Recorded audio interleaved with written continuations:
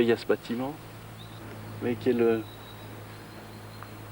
témoignage du passage des pères, hein, qui sont restés 6 siècles ici, 600 ans, c'est énorme. Les bouddhistes sont là depuis 12 ans. 600 ans de présence, c'est sûr que ça marque un lieu. Hein. Ils ne l'avaient pas choisi par hasard non plus. Et puis Lama Kalu Rinpoche, quand il a dit oui, c'est un bon endroit, c'était pas par hasard non plus.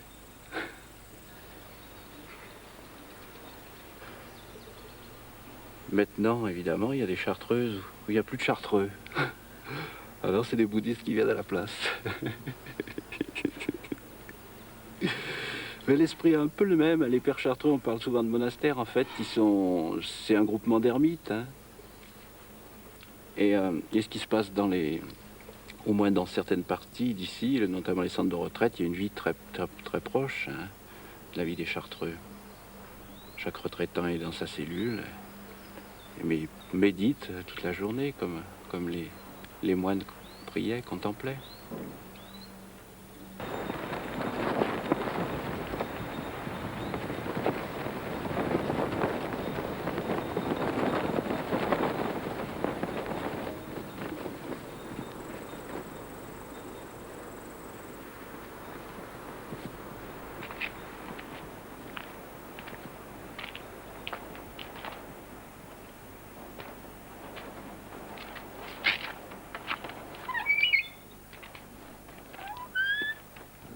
La retraite de 3 ans qui permet de se consacrer complètement pendant une longue période de temps à la pratique de ce qui est essentiel. On s'engage à ne pas laisser sortir son esprit au-delà de l'enceinte qui ferme le centre de retraite. Et cette même posture peut être gardée pour la nuit, pour dormir. Le but étant d'avoir un sommeil lucide, dans lequel on ne perd pas la vigilance. Et cette posture favorise énormément la possibilité de dormir de façon lucide. Et ensuite aussi Et on peut arriver à dormir comme ça? Oui. Il y a différentes postures. On peut prendre cette posture-là qui permet de garder le dos droit sans s'écrouler. Sans tomber. Ou bien, si c'est un peu trop dur, On peut s'adosser comme ça.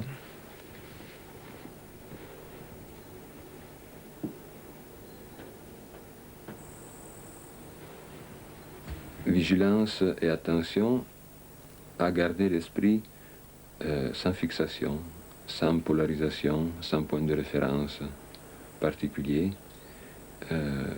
sans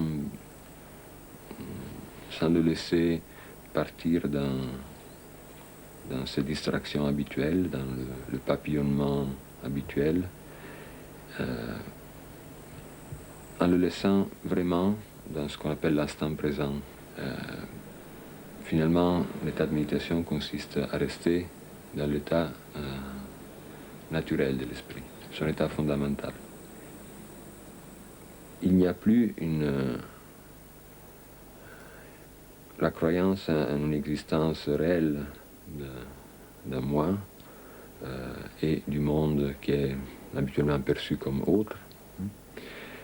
Cette polarité s'efface. C'est-à-dire vous prenez le risque de vous perdre dans cette expérience, quoi. Tout à fait, oui, de disparaître simplement, de disparaître. De disparaître en tant que moi-je, de laisser disparaître le monde en tant qu'autre, ce qui ne veut pas dire que le monde disparaît, mais l'expérience du monde comme étant autre disparaît, se dissout, simplement. Et alors on accède à quelque chose de merveilleux. On accède à quelque chose qui est ultimement merveilleux, oui. On peut l'appeler l'ultime merveille, parce que il s'agit d'un état dans lequel il n'y a plus de conditionnement, il n'y a plus de souffrance qui découle de ces conditionnements, il n'y a plus de conflit, il n'y a plus de confusion.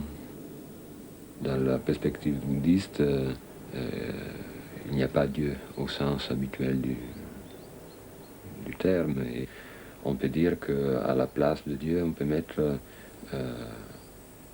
la nature ultime, la nature véritable de l'esprit et des expériences que l'esprit fait. C'est un secret dans le sens que c'est quelque chose qui n'est pas connu par nous. Mais ce n'est pas quelque chose qui ne peut pas l'être. Bien sûr, on peut la connaître, pour autant qu'on puisse se mettre en condition adéquate pour cette connaissance. Donc, vous êtes parti à la recherche d'un secret. Oui. Mais c'est une recherche... dire partir, en fait, peut signifier qu'on va ailleurs chercher quelque chose. Alors que cette recherche est vraiment la plus intérieure.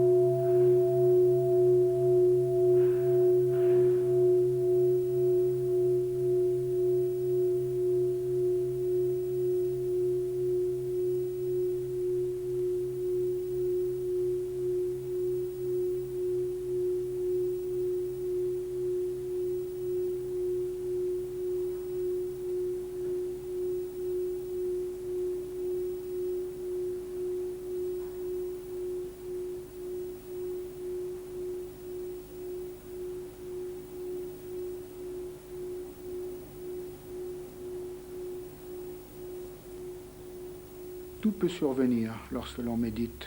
L'esprit a la capacité de produire des expériences multiples. On ne peut pas soi-même faire la différence de ce qui serait authentique et de ce qui serait des formes d'auto-illusion, de suggestion, d'autoconditionnement. Et il est fondamental pour un cheminement spirituel juste et profond d'avoir une direction spirituelle, c'est-à-dire d'avoir un guide ou un ami spirituel, comme on l'appelle, c'est-à-dire une personne qui est compétente, qui ait déjà une expérience profonde de la pratique méditative et qui puisse, à la lumière de l'enseignement et aussi de son expérience personnelle, nous diriger, nous dire ce qui est juste, ce qui peut poser problème et petit à petit nous introduire des instructions qui permettent d'approfondir, de corriger et que la pratique se développe bien. J'ai l'impression que si un être, effectivement, peut se libérer de sa propre souffrance, il est à même d'être ouvert aux souffrances des autres. Et à ce moment-là, il peut véritablement aider.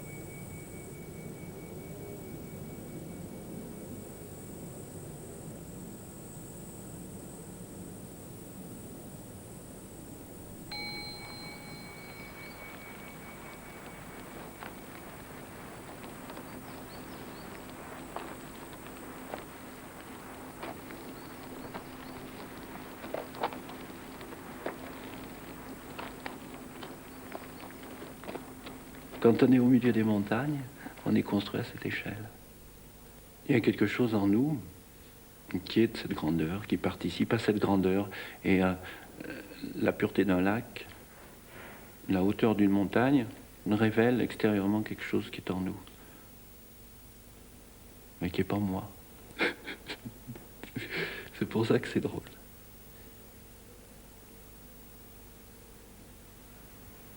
Et c'est quoi? C'est qui, si c'est pas vous? C'est l'esprit, au-delà de moi.